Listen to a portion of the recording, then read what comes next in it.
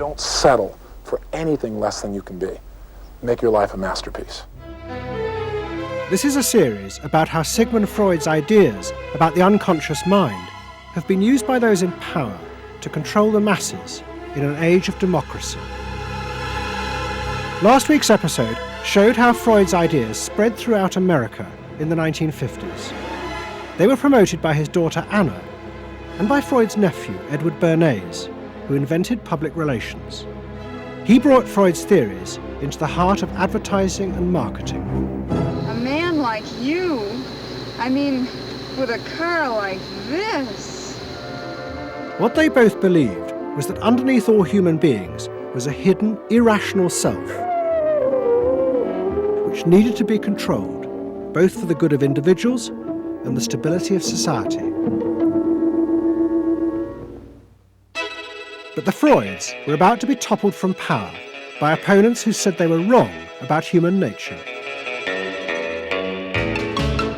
The inner self did not need to be repressed and controlled. It should be encouraged to express itself.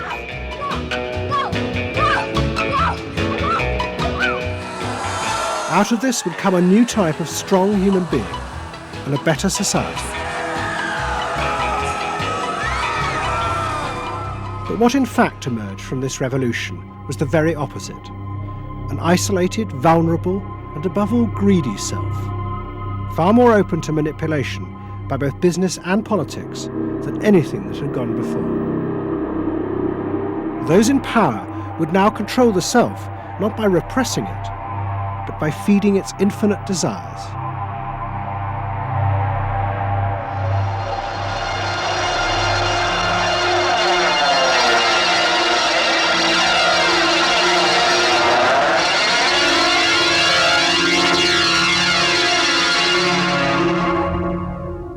What goes on here is the liberation of feeling.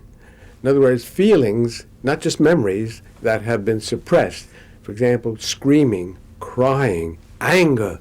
You get a person who's really angry, and they're going to let it out. No! No! I could kill you! I'm an old man. Listen, I can't get all the strength into this that young people would get if they had those feelings. That wasn't bad.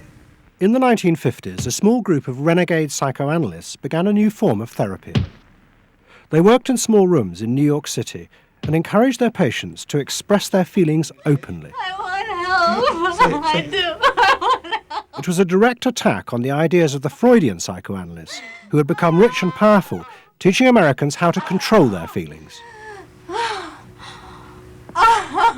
In Freud's work, you see, they were afraid of the feelings. They believed that what they wanted was contained people, very proper, doing the right thing and living a proper life. That's what they wanted, but not an intense emotional life. Freud wasn't emotional himself. He's an intellect, Freud. I was an intellect too, I know, but I'm also more than that now. The leader of this group was a man hated by Freud and his family. He was called Wilhelm Reich. Reich lived an isolated life in a house he had built for himself in remote mountains near the Canadian border. Reich originally had been a devoted disciple of Freud's in Vienna in the 1920s. But he had challenged Freud over the fundamental basis of psychoanalysis. Freud argued that at heart, human beings were still driven by primitive animal instincts. The job of society was to repress and control these dangerous forces. Reich believed the complete opposite. The unconscious forces inside the human mind, he said, were good. It was their repression by society that distorted them. That was what made people dangerous. Reich and Freud had two fundamentally differing views about what was essential human nature. At its core, Freud saw an uncontrolled, violent, warlike, raging inferno of emotions. Reich said these things are not the way human beings are originally destined to be. They're the result of not permitting the original impulse to express itself. The underlying natural impulse, Reich argued, was the libido, sexual energy. If this were released, then human beings would flourish. But this idea brought him into direct conflict not only with Sigmund Freud, but Freud's daughter Anna, who believed that the sexual forces in humans were dangerous if not controlled. My father thought that you should liberate the libido and have freedom. And he developed a theory rather early that neuroses were due to lack of good orgasm, or any orgasm. And that was, Anna Freud, was a virgin. I mean, this is very important because she never had a sexual relation with a man. And here was this man preaching that the way to health was through orgasm. And here was this woman who had been analyzed by her father because she was masturbating. So here's this woman who's opposed to sexuality, really, and here's this man who's preaching sexual freedom. I mean, there was bound to be a clash, wasn't there? The conflict came to a head at a conference in 1934 in Switzerland. Anna Freud, who had by now become the acknowledged leader of the psychoanalytic movement, forced Wilhelm Reich out. She destroyed his career. She got rid of him, very definitely. And I guess part of what I'm doing is getting rid of her. Explain. Well, I think that Anna Freud shouldn't get away with what she did, that it should be known. Maneuvering to get him kicked out of the International Psychoanalytic Association. So you're taking revenge? You might say so, right? Or wronging a right.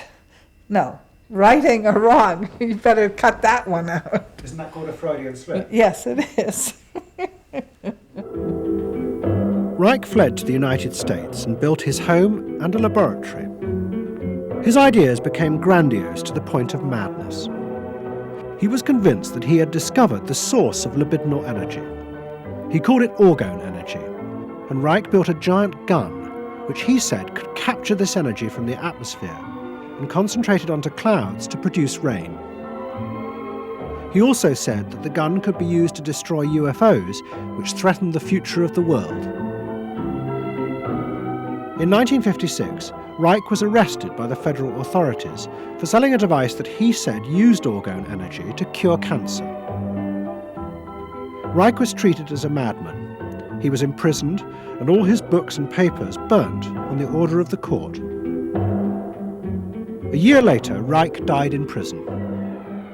To the Freudians, it seemed as if their main threat had been removed forever. But they were wrong. What the Freudians didn't realize was that their influence in American society was also about to be challenged, and in a way that would lead not only to their decline, but to the dramatic resurgence of Reich's ideas in America and throughout the capitalist world.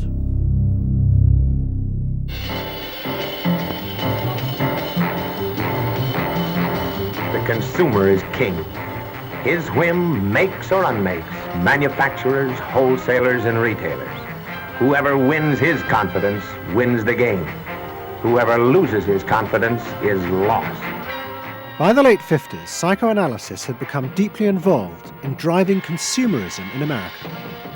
Most advertising companies employed psychoanalysts, and as last week's episode showed, they had created new ways to understand consumers' motives, above all with the focus group, in which consumers free associated their feelings about products. Out of this came new ways to market products by appealing to the hidden, unconscious desires of the consumer. Neutral stimulus, memorability, sheer deception, great tilt-away steering wheel, symbolic, a dream thing, the mistress. something intimate is going on. But in the early 60s, a new generation emerged who attacked this. They accused American business of using psychological techniques to manipulate people's feelings and turn them into ideal consumers. Advertising was manipulation. It was a way to get you to do something that didn't come out of you. It came out of somebody else. Somebody else said, this year you should be wearing powder pink shirts with matching powder pink buck shoes. And I said, why? That's not who I am. That's who somebody else is. They wanted you to be somebody who would buy their stuff. This whole feeling of being somebody else's tool. I don't want to be that. I don't want to be somebody else's man. I want to be me. In the mid-60s, a protest movement began on America's campuses. One of the students' main targets was corporate America. They accused the corporations of brainwashing the American public. Consumerism was not just a way of making money, it had become the means of keeping the masses docile, while allowing the government to pursue a violent and illegal war in Vietnam. The student's mentor was a famous radical philosopher called Herbert Marcuse. Marcuse had studied psychoanalysis and was a fierce critic of the Freudians. They had, he said, helped to create a world in which people were reduced to expressing their feelings and identities through mass-produced objects. It resulted in what he called one-dimensional man, conformist and repressed. The psychoanalysts had become the corrupt agents of those who ruled America. It was one of the most striking phenomena to see to what extent the ruling power structure could manipulate, manage and control not only the consciousness, but also the subconscious and unconscious of the individuals. And this took place on a psychological basis by the controls and the manipulation of the unconscious primary drives which Freud stipulated. Think about it, dear American people out there. You hear him, huh? You're all brainwashed, kiddies. You're all brainwashed. That's why you're here. They're saying right now, kill the bum. Look, I look at you in the living room. You know, you're saying, kill me.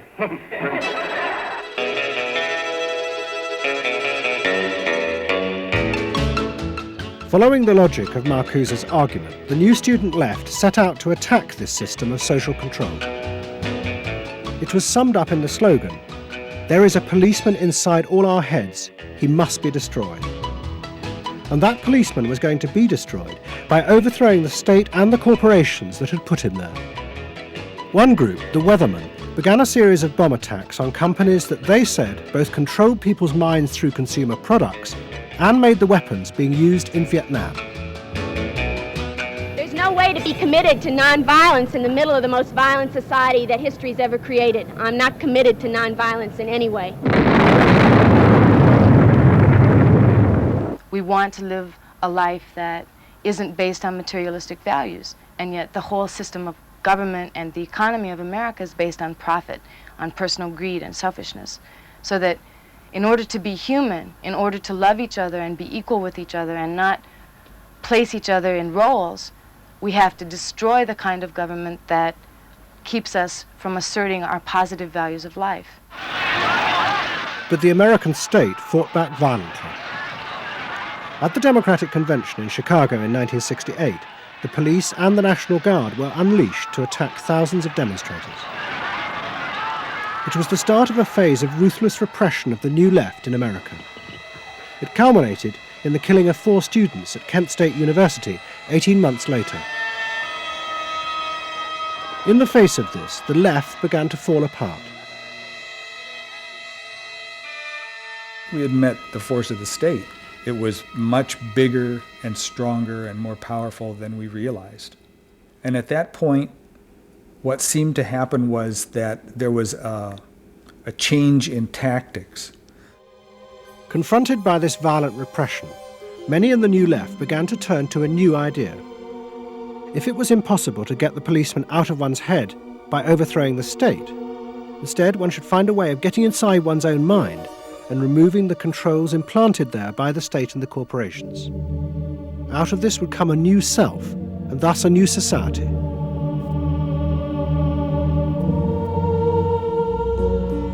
People who had been politically active were persuaded that if they could change themselves and be healthy individuals, and if a movement grew up just aimed at people changing themselves, then at some point all that positive change going on well, you could say quantity would become quality, and there would be a sort of a spontaneous transformation of society. But political activism was not required. It's about making a new you, that if enough people changed the way they were, that the society would change. So the personal became political? Yes, the personal became political. Without changing the personal, you didn't stand a chance of changing the political. Coming up against the state power of the United States was not an option. I mean, they outgunned us. And to produce the new self, they turned to the ideas and techniques of Wilhelm Reich. Since his death, a small group of psychotherapists had been developing techniques based on Reich's ideas. Their aim was to invent ways that would allow individuals to free themselves from the controls implanted in their minds by society. Their center was a tiny old motel on the remote coast of California. It was called the Esalen Institute. The dominant figure at Esalen was a psychoanalyst called Fritz Perls. Perls had been trained by Reich and had developed a form of group encounter in which he pushed individuals to publicly express the feelings inside them that society had said were dangerous and should be repressed. It's a basic fear of that thing inside me, like a little demon in there. It doesn't come out very often. It's really hard to get it out. Now put the thing inside you on that chair and talk to it. Perls used to call this getting on the hot seat in front of a group. If this were the hot seat and you were Perls, and you would guide me into this process of self-enactment, self-revelation, of staying present to all the parts of yourself and noticing it, and then taking ownership of this. As the demon? Yeah. Yes, I can come out. I can come right out of him, and I can push him aside. So that you, say you. I can push you aside. Yeah. Be the demon with each one of us. I can make you all cry. I can make you all feel terrible. Maybe even forever. I can make this mouth here, do things and say things. I can almost destroy anyone, each one of you, if I get out. There isn't one of you that I would spare. Not even you.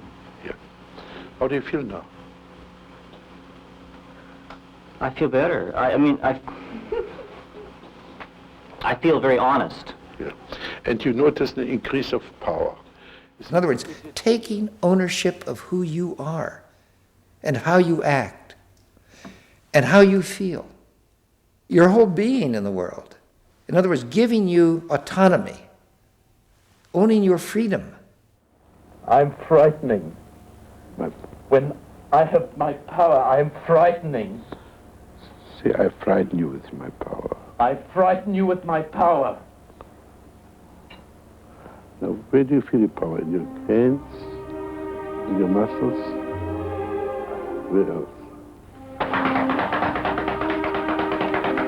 Wake up! I want you to do for me, God damn you! Okay. Stop it. You. It was not phony movement. That's what I wanted to do, and I did it. What Perls and others working at Esalen believed was that they were creating ways that allowed individuals to express their true inner selves. I want them to applaud for me. Out of this, they believed, would come new autonomous beings free of social conditioning. To the left, defeated in the wake of Chicago, it was an enormously attractive idea. These techniques could be used to unleash a new, powerful self, strong enough to overthrow the old order.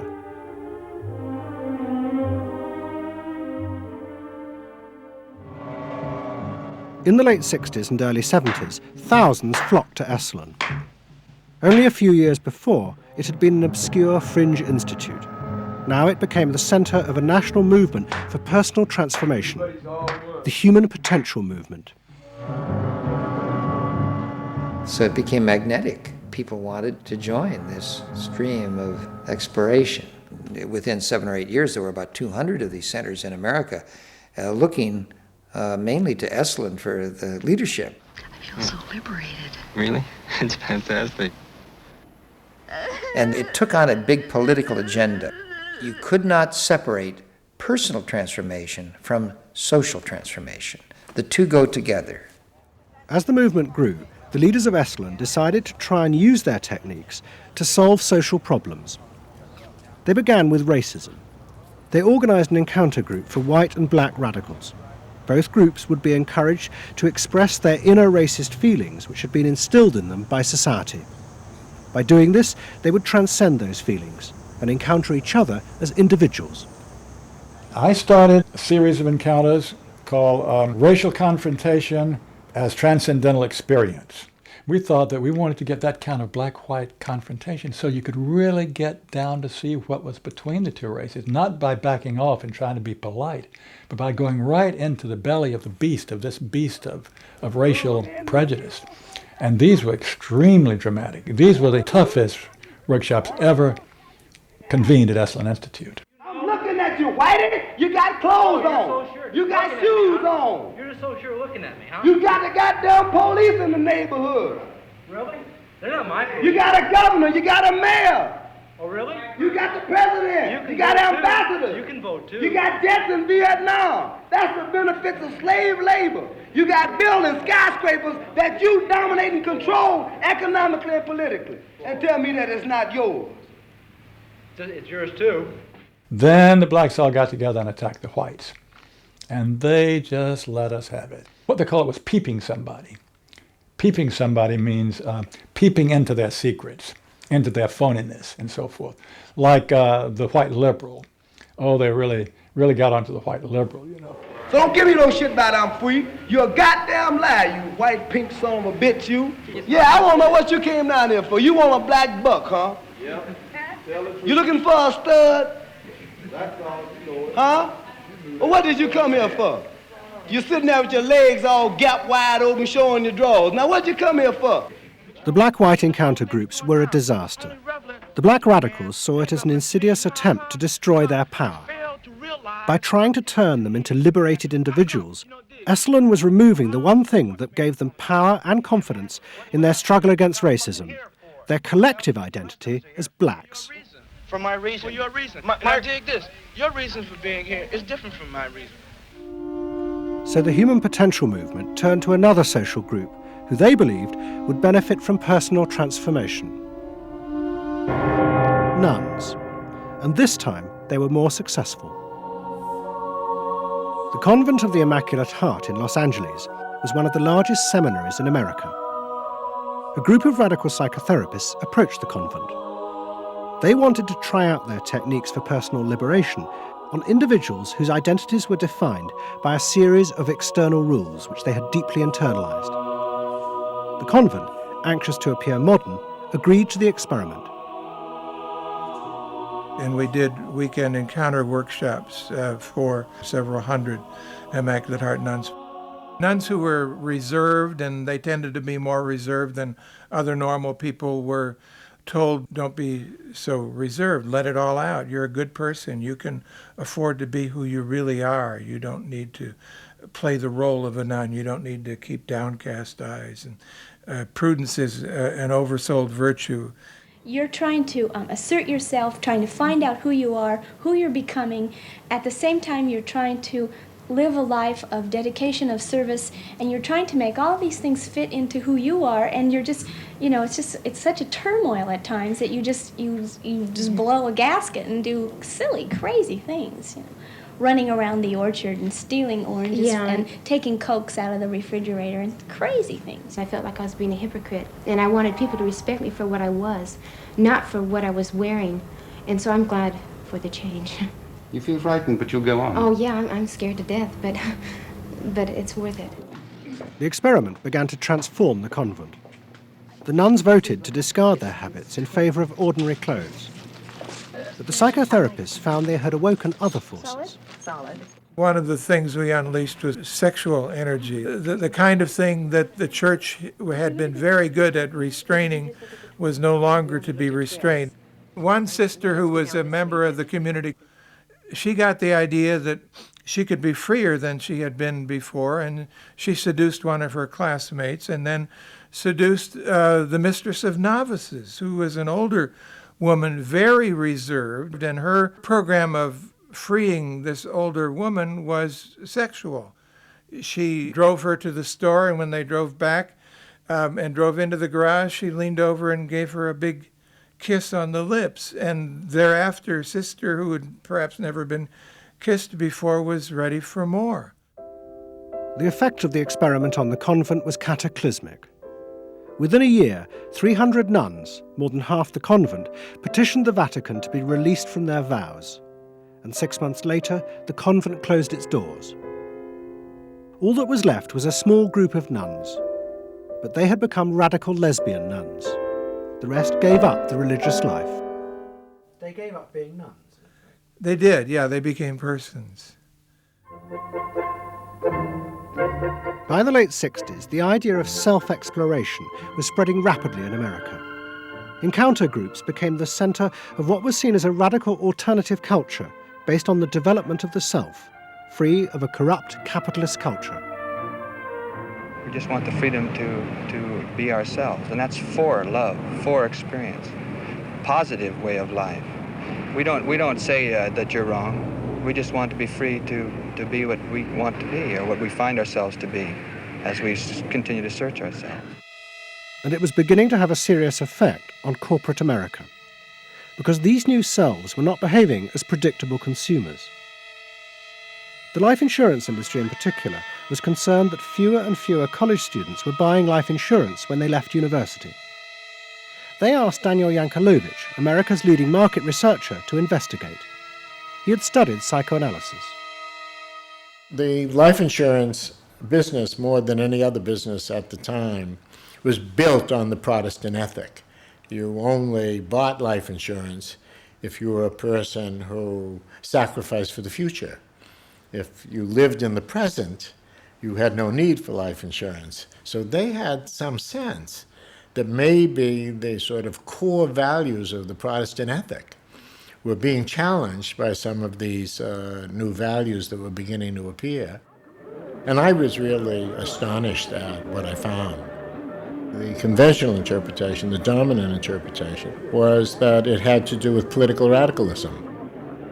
But, it was clear to us that that was a mask, a cover. The core of it had to do with self-expressiveness. That this preoccupation with the self and the inner self, that was what was so important to people. The ability to be self-expressive. Wow, what a feeling! 300 miles to go. We're out of sight. Yankelovich began to track the growth and behaviour of these new expressive selves. What he told the corporations was that these new beings were consumers, but they no longer wanted anything that would place them within the narrow strata of American society. Instead, what they wanted were products that would express their individuality, their difference in a conformist world, the very things that US corporations did not make. Products have always had an emotional meaning. What was new was individuality. The idea that this product expresses me, and whether it was a small European car, the particular music system, Relaxation. your presentation of self, your clothing. For immediate energy from our muscles and relaxation. These become ways in which people can spend their money in order to say to the world who they are. But the manufacturers, they had no idea of what was going on, really, with consumers and in the market at large. Major advertising companies set up what they called operating groups, to try and work out how to appeal to these new individuals. The head of one agency sent a memo to all staff. We must conform, he told them, to the new nonconformists. We must listen to the music of Bobby Dylan and go to the theatre more. But the problem was, few of the self-expressive individuals would take part in focus groups. The advertisers were left to their own devices. There's a new cereal that tastes so right. Makes you dance, it's a way out of sight. It's tasty little squares of malted wheat. It's crispy and it's crunchy and it tastes so neat. Faster though. That's what I'm saying. Use a folk rock with more rock than folk. And there was an even more serious problem. To make products for people who wanted to express themselves would mean creating variety. But the systems of mass production that had been developed in America were only profitable if they made large numbers of the same objects. This had fitted perfectly with the limited range of desires of a conformist society. The expressive self threatened this whole system of manufacture. And the threat was about to grow rapidly. Go! Because an entrepreneur had invented a way of mass-producing this new independent self.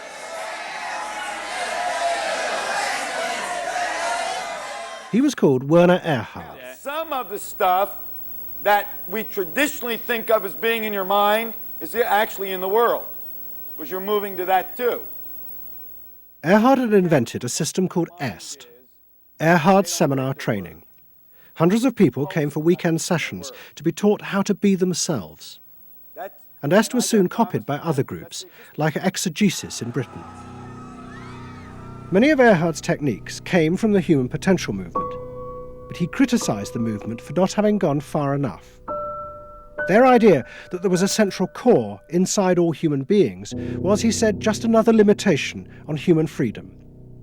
In reality, there was no fixed self, which meant that you could be anything that you wanted to be. The thesis of the human potential movement was that there was something really good down in there. And if you took these layers off, what you were going to wind up with was a kernel, a something that was innately self-expressive, that was the true self, that was going to be a wonderful thing. In actuality, you found people who'd gone to the last layer and took off the last layer and found that what was left was nothing. All right, push! Move! Do it! The EST sessions were intense and often brutal. The participants signed contracts agreeing not to leave and to allow the trainers to do anything they thought necessary to break down their socially constructed identities. You're gonna get sandwiched in there. Push! Go for a win! If I push harder than you do, I'm gonna squash you. So you better push fast. Now, hard, do it! That's it, do it, again! Push, good, good, good! Again! Yes! The real point to the EST training was to go down through layer after layer after layer after layer until you got to the last layer and peeled it off, where the recognition was that it's really all meaningless and empty.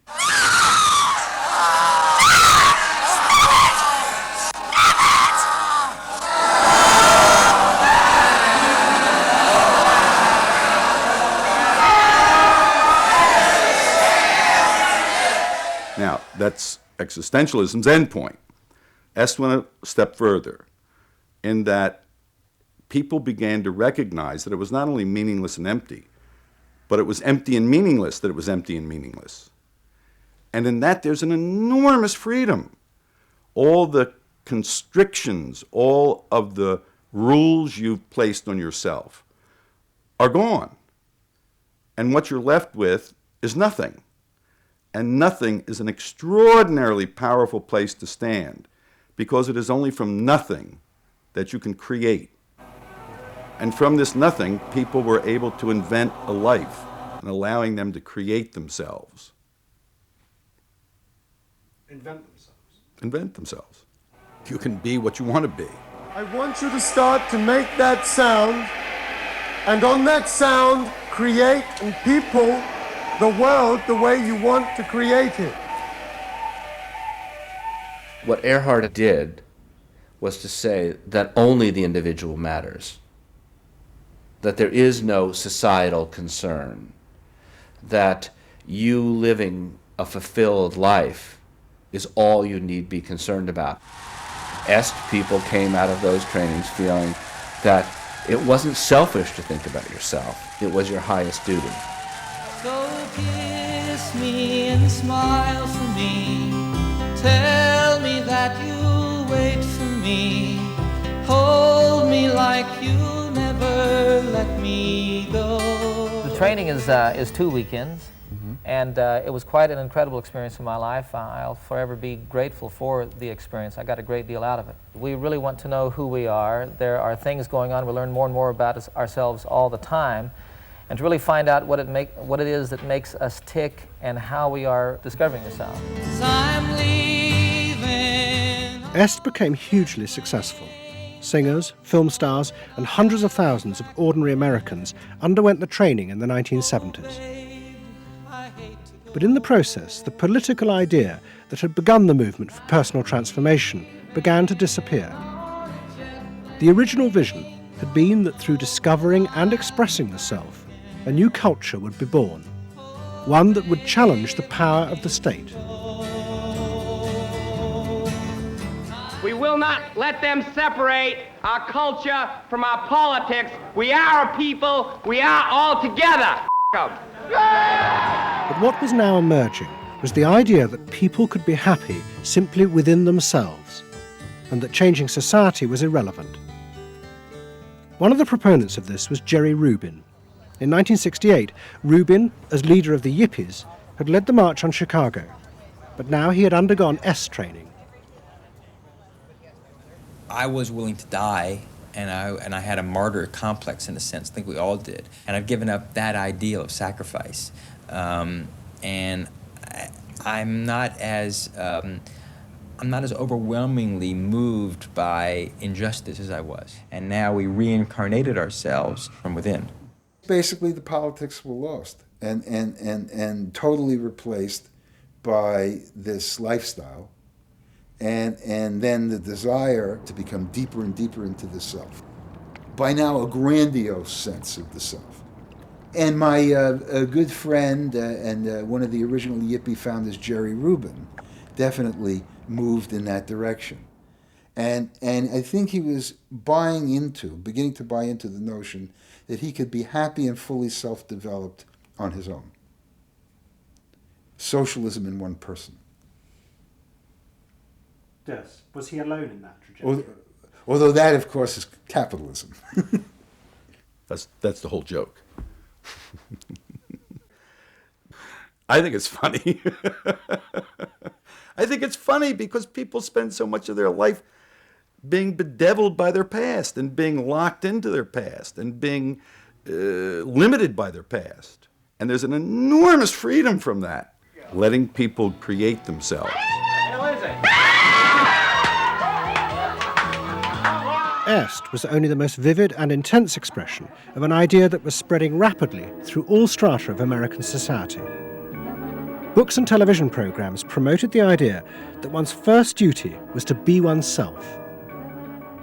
And those monitoring this shift were astonished at the speed with which the idea was spreading. In 1970, it was a small percentage of the total population, maybe 3 to 5%. By 1980, it had spread to the vast majority of the public, up to 80%. You asked the question, how do you get self-actualized? You take this day and you say, when I shave every morning, I look in that mirror, I say to myself, I really say this, I say, nobody is going to ruin this day for you, Wayne Dyer, nobody. That this preoccupation with the self and the inner self traveled and spread throughout the society in the 1970s. It helped me to stop living in the past and start building from today and using my experiences in a positive way to be a better person today and tomorrow. But then the problem comes, well, how do you be self-expressive? And it was at this point that American capitalism decided it was going to step in and help these new individuals to express themselves, and in the process make a lot of money. The first thing they were going to do was to find a way of getting inside their heads, to discover what these new beings wanted in order to be themselves. This came not from Madison Avenue, but from one of the most powerful scientific research institutes in America. Stanford Research Institute in California worked for corporations and government. It had done much of the early work on computers and was also working for the Department of Defense on what would become the Star Wars project. In 1978, a group of economists and psychologists at SRI decided to find a way to read, measure, and fulfill the desires of these new unpredictable consumers. The idea was to create a rigorous tool for measuring a whole range of desires, wishes, values that prior to that time had been kind of overlooked. They say in business, what gets measured gets done. We were basically telling manufacturers, if you're really going to satisfy not just the basic needs, but individuated wants, whims, and desires of more highly developed human beings, you're going to have to segment. You're going to have to individuate. To do this, SRI turned for help to those who had begun the liberation of the self. In particular, one of the leaders of the human potential movement, a psychologist called Abraham Maslow. Through observing the work at places like Esalen, Maslow had invented a new system of psychological types. He called it the hierarchy of needs, and it described the different emotional stages that people went through as they liberated their feelings. At the top was self-actualization. This was the point at which individuals became completely self-directed and free of society. The team at SRI thought that Maslow's hierarchy might form the basis for a new way to categorize society, not by social class, but by different psychological desires and drives. To test this, they designed a huge questionnaire with hundreds of questions about how people saw themselves, their inner values. The questions were designed to see whether people fitted into Maslow's categories. We were trying to find out what people really felt like. So we asked these really penetrating questions, and we hired a company that administers surveys, to do them. They said they've never seen anything like it. Usually you have to send out a postcard 6 weeks and then another postcard, and then you got to call the people up, to get the return rates up. We had an 86% return, and they only sent out one postcard. People loved filling out this questionnaire. We got several questionnaires back with a note attached saying, do you have any other questionnaires I could fill out? Because we were asking people to think about things that they had never thought about before, and they liked thinking about them. Like what? Like what they felt inside? Yeah, like what they felt inside. What motivated them? What was their life about?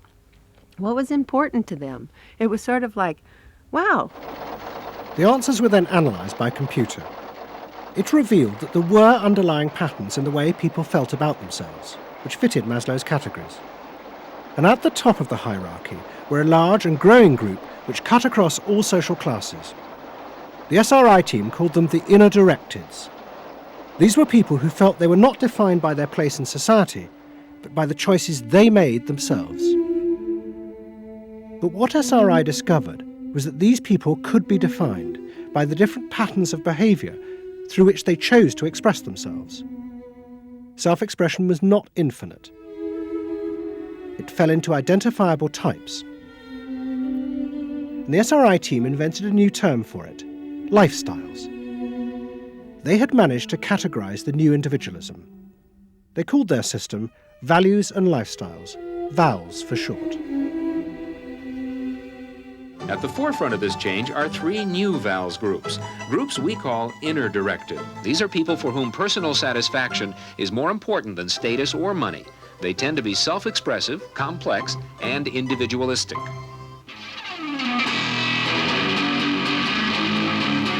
Rob is an I am me.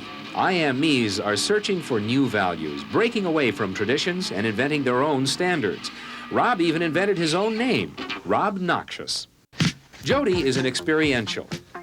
This is a group seeking inner growth through direct experience. Experientials aren't in one place much. This is the try-anything-once crowd, and all that activity takes goods and services. Their hobbies are hands-on, and their possessions are simple, but not always simply priced. I'm a bookseller. I sell books. I'm a businessman. That doesn't necessarily mean that I believe in capitalism. It just happens to be what I'm doing now. SRI created a simplified questionnaire with just 30 key questions. Anyone who answered them could be immediately fitted into a dozen or so of these new groups. It allowed businesses to identify which groups were buying their products, and from that, how the goods could be marketed, so they became powerful emblems of those groups' inner values and lifestyles. It was the beginning of lifestyle marketing. So it allowed people not just to look at people as demographics, group of age and income and whatever, but to really understand the underlying motivations. I mean, most of marketing was looking at people's actions and trying to figure out what to do. But what we were doing is we were trying to look more into people's underlying values so that we could predict what is their lifestyle, what kind of house do they live in, what kind of car do they drive.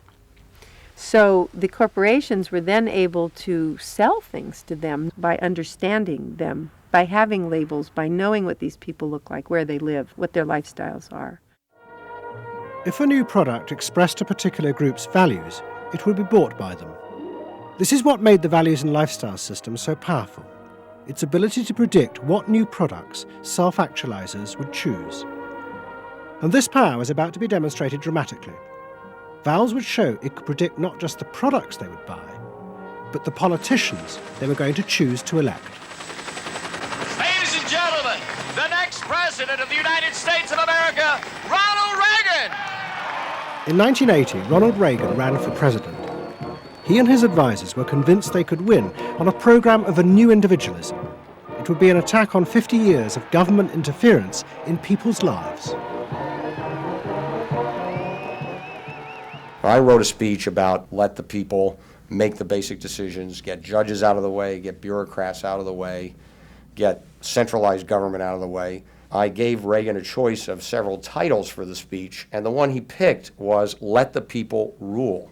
Let the people regain rule, regain control over their own destiny away from a remote elite in Washington.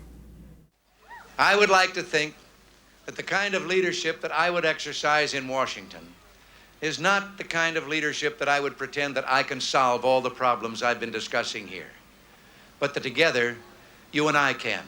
I would like to take the lead in taking government off the backs of the American people and turning you loose to do what I know you can do. It was radical. Moderate Republicans thought it was suicide. Jimmy Carter called it ridiculous. The press was extremely negative. But the odd thing is that it polled very well in New Hampshire, which was the first primary state, the state that we had to win. What was odd was that there seemed to be a strange mosaic of support for Reagan's policies.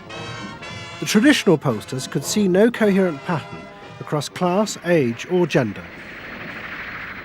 But those who had designed the values and lifestyle system believed that they knew why. They were testing their system in both America and Britain.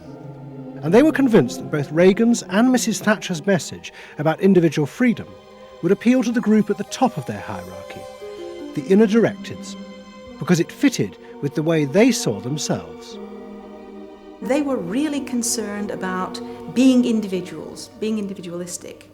And so in the early stages, when we were looking at the messages that both Thatcher and then Reagan were putting across, we said, they are using words that will really appeal to a lot of the younger people, and particularly to the people who are moving towards self-actualization. We call them the inner-directed people. A lot of our colleagues said, that's absolutely ridiculous, because inner-directeds are very socially aware, very socially concerned. They'll never vote Conservative, or they'll never vote for the Republicans. But we said, If Thatcher and Reagan continue to appeal to them in this way, they really will. And I vision leadership in taking government off your backs and turning you loose to do what you can do so well. Thank you very much. The idea that the new self-actualizing individuals would choose a politician from the right, not the left, seemed extraordinary. But to test their prediction, the Values and Lifestyles team did a survey of voting intentions, and they correlated it with their new psychological categories. When we said in our surveys, who are you going to vote for, sure enough, it was the inner directeds who said that they would vote for Thatcher and for Reagan. And they made the difference in those elections because of their voting for Thatcher and Reagan. And it really surprised our colleagues, even within my own organisation. It really showed the power of this approach, because it's very difficult to identify inner directeds on the street. These people who voted for Thatcher and Reagan, these inner directeds, came from any walk of life. It's really hardly correlated with social class at all. I mean, if you just go along and look at age, sex, social class, you would never pick them up. But if you really go along with a questionnaire that gets at their values, then you can identify them very easily. And that was new? And that was completely new, yeah. At the beginning of 1981, Ronald Reagan was inaugurated as president. But he took charge of a country that was facing economic disaster. The terrible inflation of the 1970s had destroyed much of America's traditional heavy industries, and millions were unemployed. But true to his campaign promises, Reagan told the country he would not step in to help, as all previous governments had since the war. These United States are confronted with an economic affliction of great proportions. We suffer from the longest and one of the worst sustained inflations in our national history. Idle industries have cast workers into unemployment, human misery, and personal indignity. In this present crisis, government is not the solution to our problem. Government is the problem. But America's ailing economy was about to be rescued, not by government, but by the new groups that the market researchers had identified, the self-actualizing individuals. They were about to become the motor for what would be called the new economy. You can be what you want to be. So regarding V8, what do you really want? A tasty product that's good for me. What do you want that for? One technique is that we ask people the same question over and over and over again, and we say, what do you want? What do you really want? What do you want that for? And they start to talk about it, and they kind of get intimate with what's going on. What we're doing with that technique is unpeeling the onion. If you want to think of a person kind of having layers and layers and layers of protection and thoughts and behaviors and beliefs, we want to get to that center core. In the wake of the invention of values and lifestyles, a vast industry of psychological market research grew up. And the old technique of the focus group, invented by the Freudian psychoanalysts in the 50s, was used in a new and powerful way. The original aim of the focus group had been to find ways to entice people to buy a limited range of mass-produced goods. But now focus groups were used in a different way to explore the inner feelings of lifestyle groups, and out of that invent whole new ranges of products, which would allow those groups to express what they felt was their individuality. And the generation who had once rebelled against the conformity imposed by consumerism now embraced it because it helped them to be themselves. What capitalism managed to do that was brilliant was to actually create products that people like me would be interested in, that people like Jerry Rubin would be interested in. Capitalism developed a whole industry at developing products that evoked a larger sense of self. That seemed to agree with us that the self was infinite, that you could be anything you wanted to be, that took our philosophy and agreed with it, and then created products that supposedly helped you, aids, that helped you be this limitless self. The product sells you a way of life, a way of being. The product sells you values. You dress this way, you live in a house like this, you have furniture like this, you use this computer. Do you have the regular jeans or Oh, Gloria Vanderbilt does a lot in denim, in silks, and in cotton. You eat in these restaurants, there are values there, hipness, coolness. This is not, I repeat, not a marketing scheme. So the notion that you could buy an identity replaced the original movement notion that you were perfectly free to create an identity. And you were perfectly free to change the world and make the world anything you wanted it to be. Well, what I wear is a statement. And this vast range of new desires fitted perfectly with changes in industrial production. Computers now allowed manufacturers to economically produce short runs of consumer goods. The old restrictions of mass production disappeared, as did the worry that had bedeviled corporate America ever since mass production had been invented, that they would produce too many goods. With the new self, consumer desire seemed to have no limit. In the United States, the concern of companies was always that supply would outstrip demand, that we were producing too much, and that there was not a market for it. You don't hear that kind of talk anymore, because you've gone from a conception of a market of limited needs, and if you fill them, they're filled, to a market of unlimited, ever-changing needs dominated by self-expressiveness, that products and services can satisfy in an endless variety of ways, and ways that change all the time. And consequently, economies have unlimited horizons. Out of this explosion of desire came what seemed a never-ending consumer boom that regenerated the American economy. The original idea had been that the liberation of the self would create new kinds of people, free of social constraint. That radical change had happened. But while the new beings felt liberated, they had become increasingly dependent for their identity on business. The corporations had realized that it was in their interests to encourage people to feel that they were unique individuals and then offer them ways to express that individuality. A world in which people felt they were rebelling against conformity was not a threat to business, but its greatest opportunity.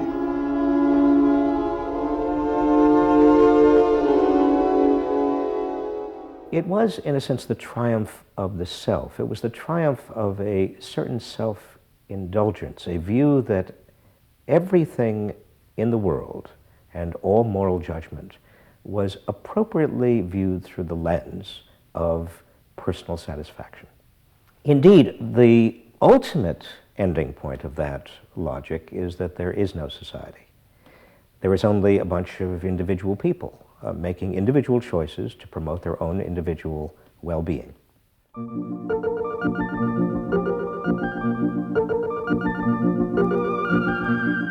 Next week's episode tells the story of how politicians on the left, in both Britain and America, turned to the techniques developed by business in order to regain power.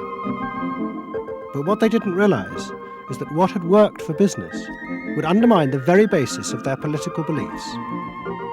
They would find themselves trapped by the greedy desires of the new self.